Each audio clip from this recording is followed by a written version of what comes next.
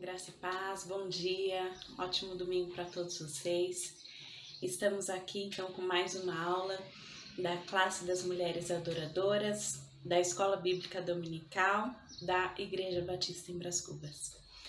Domingo passado iniciamos uma nova série de estudos sobre os evangelhos. Se você não conseguiu, eu te aconselho a voltar e acompanhar essa aula, acessar aqui pelo canal IBBC mesmo e assistir a aula Os Evangelhos Introdução. Hoje nós vamos para os Evangelhos e os seus autores.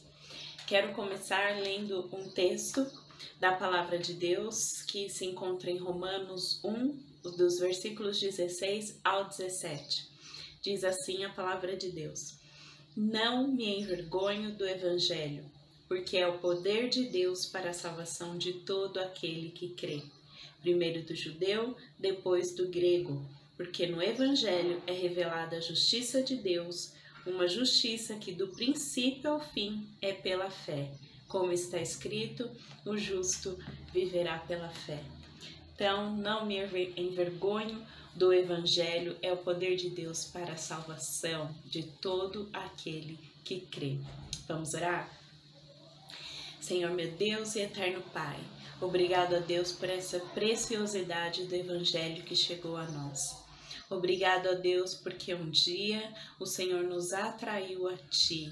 Obrigado a Deus porque o Senhor nos amou primeiro e demonstrou o seu amor na pessoa de Jesus Cristo vindo a este mundo, sofrendo e morrendo em meu lugar, em nosso lugar. Obrigado a Deus porque o Senhor não só nos perdoou, mas também nos justificou através de Cristo Jesus. Muito obrigada, Senhor. O nosso coração é grato por tamanha bênção, salvação, por tamanho milagre que o Senhor operou em nós. A Ti toda a honra, toda a glória e todo o louvor. Deus, alcança, Senhor, o meu coração e o coração de cada um que está acompanhando essa aula. Que suas necessidades sejam supridas em Cristo Jesus.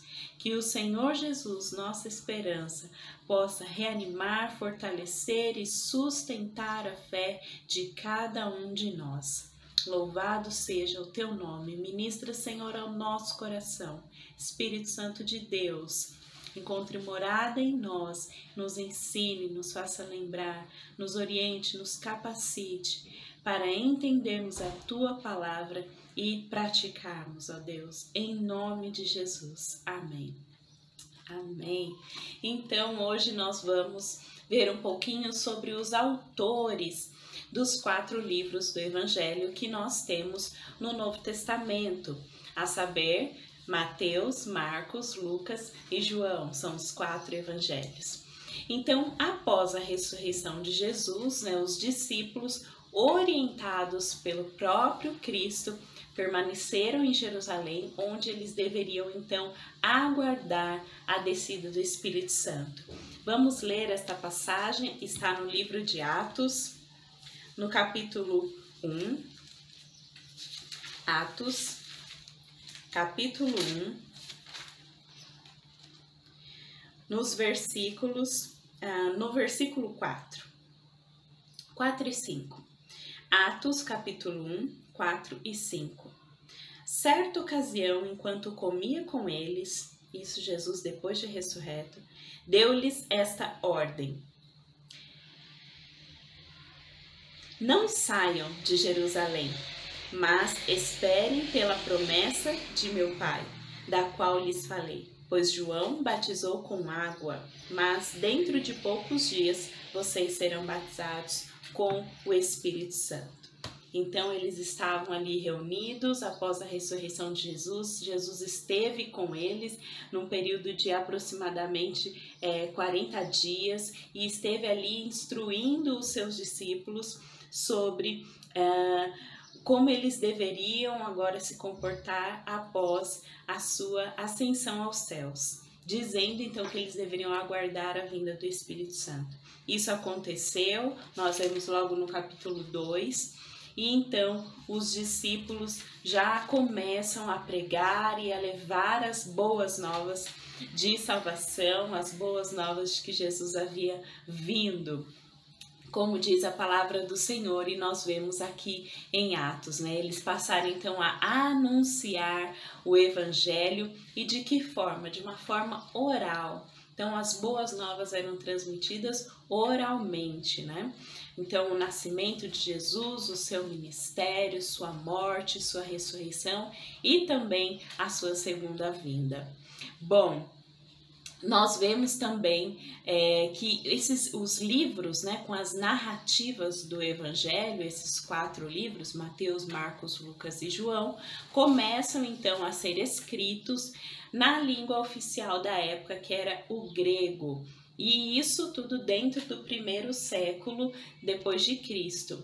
Então, após a morte, ressurreição, ascensão de Jesus, passados alguns anos, os livros que formam os evangelhos começam então a ser escritos. E isso dentro do 1º século, ou seja, dentro desse período de 100 anos, depois da vinda de Jesus Cristo a esse mundo. Mateus, Marcos e Lucas são chamados de sinóticos, né? Ou seja, eles são parecidos, eles têm as suas peculiaridades, mas foram escritos sob a mesma ótica. Não se sabe ao certo qual foi o primeiro. Há uma discussão aí entre Mateus e Marcos, qual deles teria sido escrito primeiro. E é muito possível também que o livro de Mateus tenha sido escrito inicialmente em hebraico ou aramaico e depois então traduzido para o grego, que era a língua oficial, e todo o Novo Testamento foi escrito então em grego. E aí nós temos o livro de João, que traz uma perspectiva um pouco diferente, né? Bem diferente dos demais. No entanto, não há contradições entre os 4 evangelhos, pelo contrário, né, eles concordam entre si, apresentam perspectivas diferentes da pessoa de Jesus, mas em nenhum momento há contradições, pelo contrário, eles se complementam, né? Lendo os 4 evangelhos, nós temos aí um complemento da vida toda de Jesus, da narrativa de Jesus. Bom, então nós vamos ver agora um pouquinho sobre os autores então dos evangelhos, né? Afinal, cada livro dos evangelhos leva o nome do seu autor. Comecemos então por Mateus. Abra aí sua Bíblia em Mateus, no capítulo 9. Mateus, capítulo 9, versículo 9. Diz assim a palavra de Deus: Saindo, Jesus viu um homem chamado Mateus, sentado na coletoria, e disse-lhe: Siga-me. Mateus levantou-se e o seguiu. Então aqui nós temos o chamado do primeiro aqui, de um dos primeiros discípulos de Jesus, né, do primeiro livro do Evangelho, foi o que eu quis dizer. Então nós temos aqui o chamado de Mateus. Ele era um coletor de impostos, um homem que não era muito bem visto diante, né, da sociedade, porque havia entre eles uma prática, né, de corrupção, de coletar impostos a mais, enfim. Mas Mateus foi ali chamado por Jesus para ser o seu discípulo e depois, então, mais tarde, escreve o livro O Evangelho de Mateus.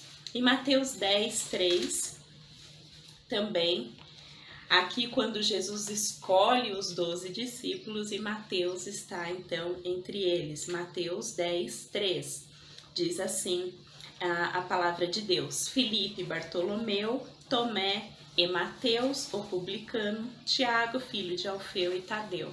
E aqui no capítulo 10, nesses primeiros versículos, nós temos o chamado dos 12 discípulos e Mateus entre eles. Então, Mateus foi uma testemunha ocular dos fatos. Ele não apenas ouviu falar sobre Jesus, mas ele conviveu, ele andou com Jesus. E qual o propósito do livro de Mateus? O propósito é apresentar Jesus como o Messias enviado, o prometido, o filho de Davi, o rei. E isso já fica muito bem claro logo no começo do livro de Mateus. Volte aí algumas páginas. Mateus capítulo 1. Que já traz a genealogia de Jesus. E olhe como essa genealogia é apresentada. Registro da genealogia de Jesus Cristo, filho de Davi, filho de Abraão. Ou seja, para mostrar que Jesus tinha uma descendência real. Ele foi gerado, ali é da descendência, da genealogia de Davi. Então, para apresentar Jesus como rei, como aquele que estava prometido.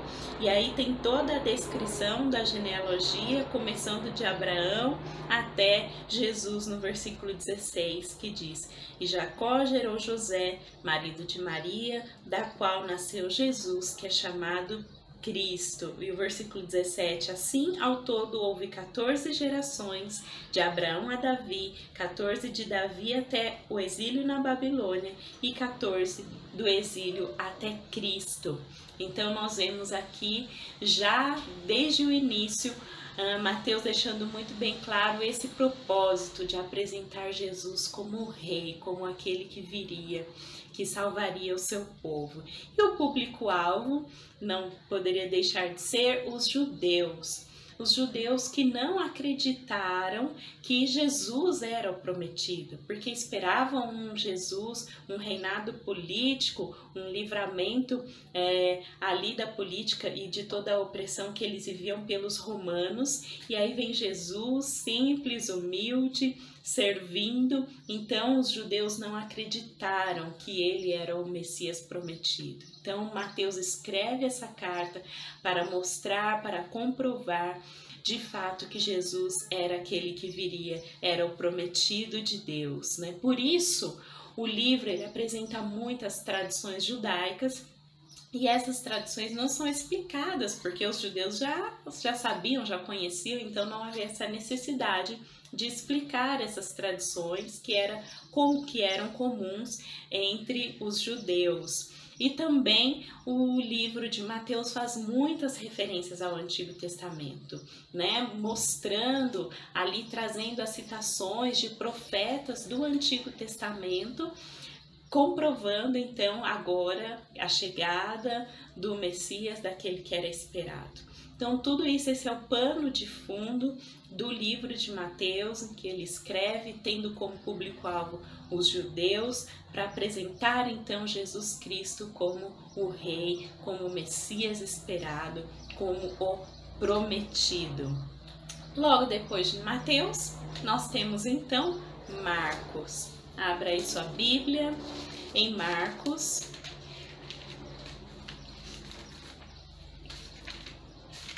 Que também faz parte, né, dos evangelhos sinóticos, né? E aqui nós temos então em Mateus capítulo 1, já um pouco diferente, começando por João Batista, começando por essa preparação toda que João faz para a vinda de Jesus. E quem foi Marcos? Quem foi Marcos que escreveu esse livro? Você que esteve acompanhando nossas aulas, com certeza viu quando nós estudamos o livro de Atos, né, o ano passado, quando estudamos as cartas paulinas e começamos pelo livro de Atos, não é uma carta paulina, mas que narra ali a história de Paulo, então nós começamos por aí. E lá nós vimos um pouco sobre João Marcos, que é o autor do Evangelho de Marcos.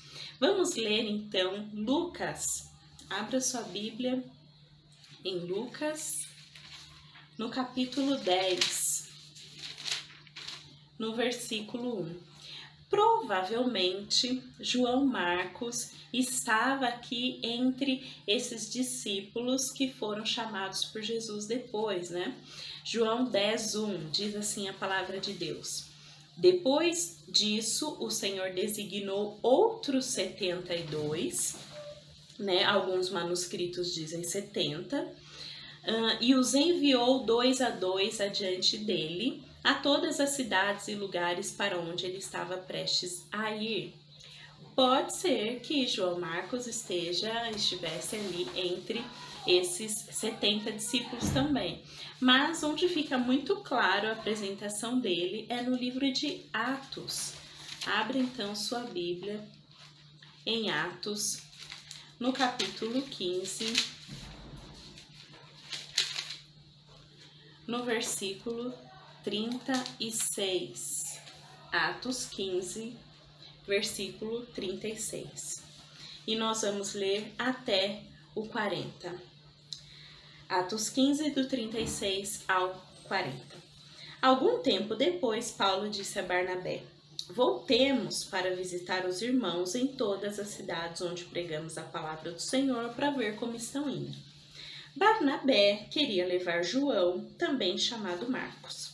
Mas Paulo não achava prudente levá-lo, pois ele, abandonando-os na Panfilha, não permanecera com eles no trabalho. Tiveram um desentendimento tão sério que se separaram. Barnabé, levando consigo Marcos, navegou para Chipre, mas Paulo escolheu Silas e partiu, encomendado pelos irmãos à graça do Senhor.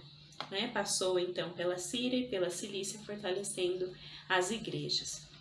Então, houve esse desentendimento entre Paulo e Barnabé por conta de João Marcos, porque num outro momento anterior, ele os havia abandonado, não quis acompanhar, os dois numa de suas viagens missionárias, e isso trouxe então esse desentendimento entre Paulo e Barnabé. Bom, mas isso ficou muito bem resolvido depois, é o que a palavra de Deus nos mostra em 2 Timóteo. Abra sua Bíblia em 2 Timóteo, no capítulo 4,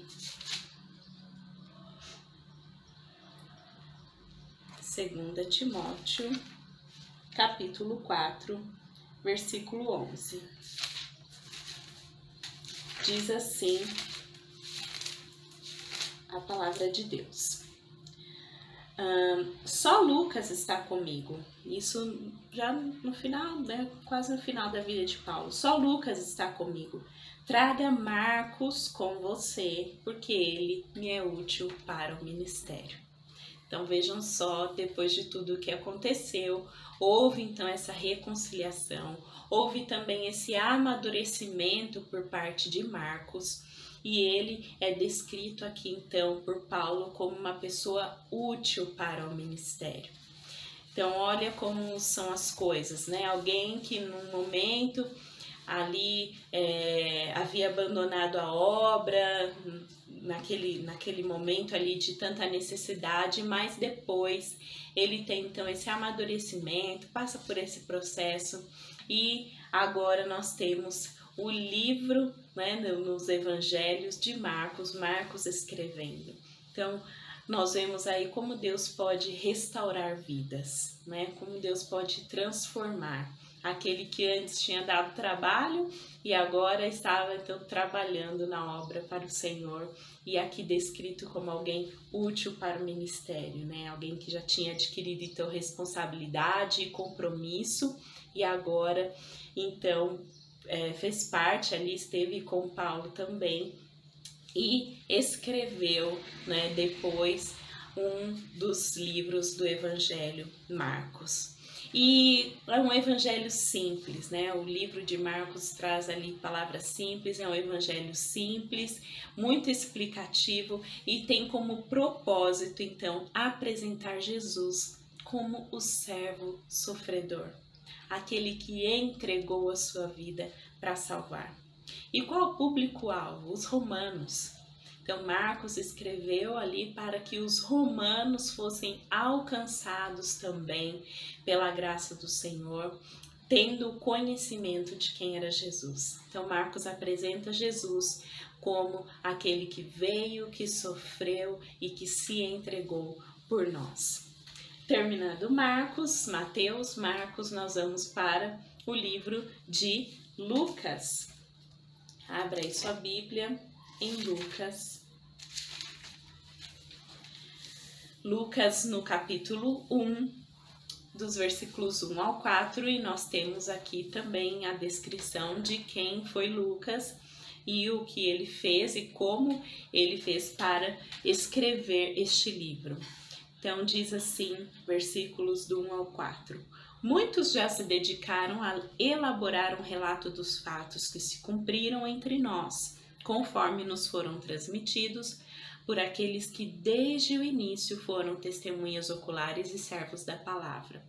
Eu mesmo investiguei tudo cuidadosamente desde o começo e decidi escrever-te um relato ordenado, ó excelentíssimo Teófilo, para que tenhas a certeza das coisas que te foram ensinadas.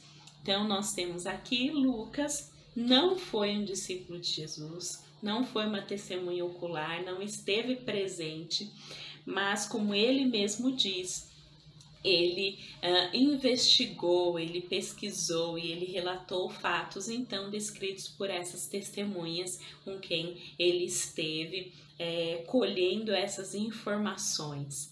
Então Lucas, o médico, aquele companheiro e discípulo de Paulo, onde nós vemos isso? Em Atos.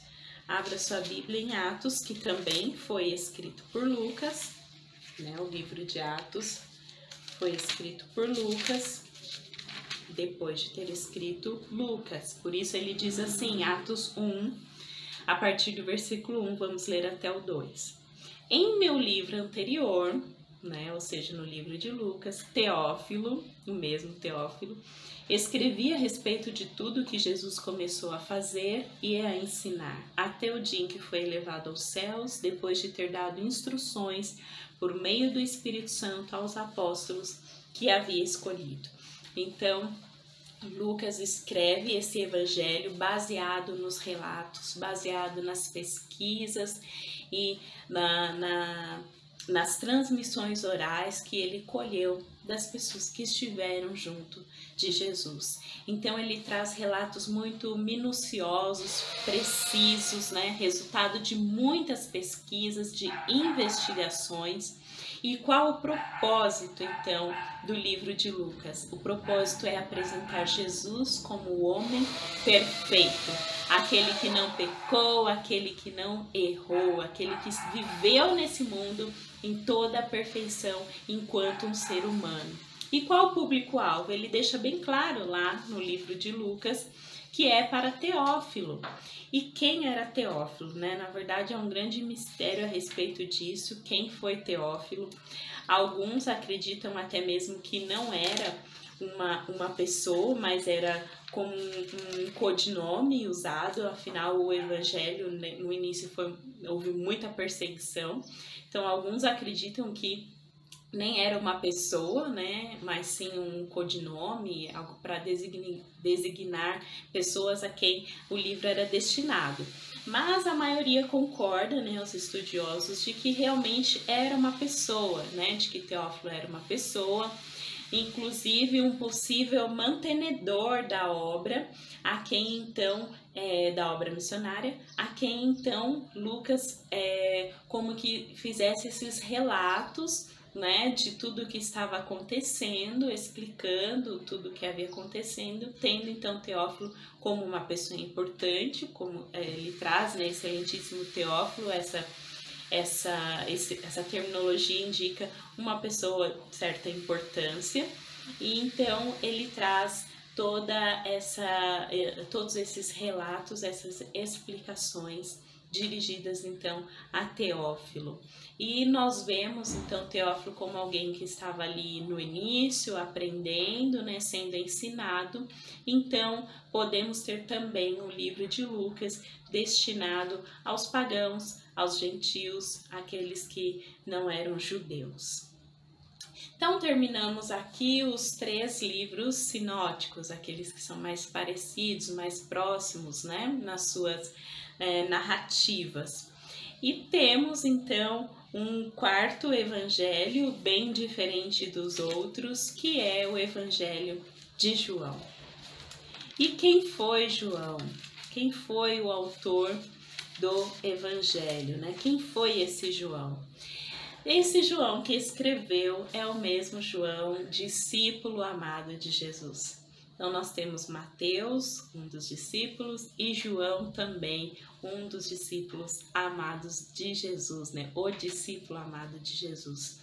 Nós vemos em Mateus, no capítulo 4, nos versículos 21 e 22, o chamado de João. Diz assim: Indo adiante, viu outros 2 irmãos, Tiago, filho de Zebedeu, e João, seu irmão. Eles estavam num barco com seu pai, Zebedeu, preparando as suas redes. Jesus os chamou, e eles, deixando imediatamente seu pai e o barco, o seguiram. Então, João, aqui, irmão de Tiago, né, filhos de Zebedeu. Então, ele foi um dos discípulos de Jesus e que depois escreveu o Evangelho. Vemos também no próprio livro de João, no capítulo 21, no versículo 7, João 21, 7, que diz assim: O discípulo a quem Jesus amava disse a Pedro: É o Senhor. Simão Pedro, ouvindo-o dizer isso, vestiu a capa, pois a havia tirado, e lançou-se ao mar. Então, o discípulo a quem Jesus amava, aqui está falando, fazendo referência ao próprio João. É um livro teologicamente e filosoficamente denso, né? Foi o último dos evangelhos a ser escrito. Como nós vimos, há uma certa discussão sobre qual foi o primeiro, mas fato é que os Mateus, Marcos, Lucas e João foram escritos em um momento e João foi o último, entre 80 e 100, né, depois de Cristo, o último evangelho a ser escrito. E qual o propósito? Enquanto Lucas apresenta Jesus como homem perfeito, o livro de João tem o objetivo, um propósito bem claro de apresentar Jesus como o próprio Deus. E isso já fica nítido no início, no primeiro versículo. João 1:1 diz a palavra: No princípio era aquele que é a palavra. Ele estava com Deus e era Deus. Então, o objetivo de João é apresentar Jesus como sendo o próprio Deus. Aquele que tem autoridade, mas está próximo, está perto das pessoas. João apresenta, então, diálogos de Jesus com os judeus, diálogo de Jesus com a mulher samaritana. Então, é o Deus, o próprio Deus presente aqui próximo de nós. O público-alvo, todos, judeus, não judeus. O livro é para todos aqueles que querem conhecer de Jesus.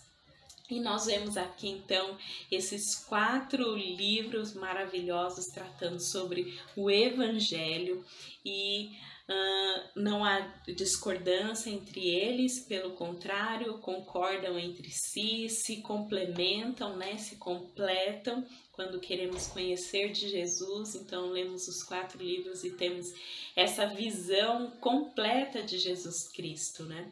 E John MacArthur escreveu assim: Mateus olha para ele da perspectiva do seu reino.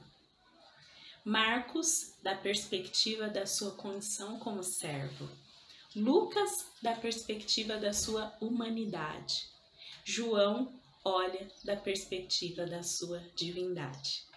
Então, cada um observando Jesus de um ponto de vista, de uma perspectiva, e lendo os 4, nós temos então a vida completa de Jesus, perspectiva completa de quem Jesus é e do que o Evangelho pode fazer nas nossas vidas. Eu quero compartilhar aqui com as irmãs, com os irmãos também, um artigo que eu recebi esta semana. Porque afinal, quando nós lemos ou estudamos os evangelhos, nós podemos ter a impressão, então, de que é um simples livro histórico que traz a história de Jesus. Mas não, o evangelho está muito próximo de nós, muito importante para nós e essencial para a nossa vida. no sentido de que ele nos encoraja e que ele nos anima. Eu recebi então esse artigo da Coalizão pelo Evangelho. O título é 3 maneiras como o Evangelho encoraja cristãos esgotados. E quais seriam então essas 3 maneiras? Esse artigo, que é do Jared Wilson, foi escrito recentemente, no dia 11 de fevereiro, e ele traz então para nós, inicia com Mateus 11:28, que diz: Vinde a mim, todos os que estáis cansados e sobrecarregados, e eu vos aliviarei. Então o Evangelho reaviva o espírito cansado de cada crente, principalmente de 3 maneiras. E ele traz essas 3 maneiras. Concede liberdade do passado, porque Jesus veio e ele levou sobre si, e todos os nossos pecados foram perdoados por ele. 2, ele concede forças para o presente, dizendo para nós: tende bom ânimo, eu venci o mundo. E 3, ele fornece esperança para o futuro. Então, a nossa esperança está nele, o nosso futuro está nas mãos dele. Por isso, não precisamos viver preocupados ou ansiosos, porque tudo está nas mãos e no controle de Jesus. Ele é a nossa esperança e ele disse: não se turbe o vosso coração. Credes em Deus, credes também em mim. Na casa de meu Pai há muitas moradas. Se não fosse assim, eu vou teria dito: vou preparar-vos lugar. Então o Evangelho é uma palavra de esperança, que vale para mim, que vale para você e principalmente para aqueles que ainda estão perdidos. Que possamos alcançá-los, que possamos anunciar e testemunhar o Evangelho de Cristo. Tenham todos um bom dia, um bom domingo na presença do Senhor. E que Deus os abençoe e complete essa palavra no seu coração, no meu coração. Amém.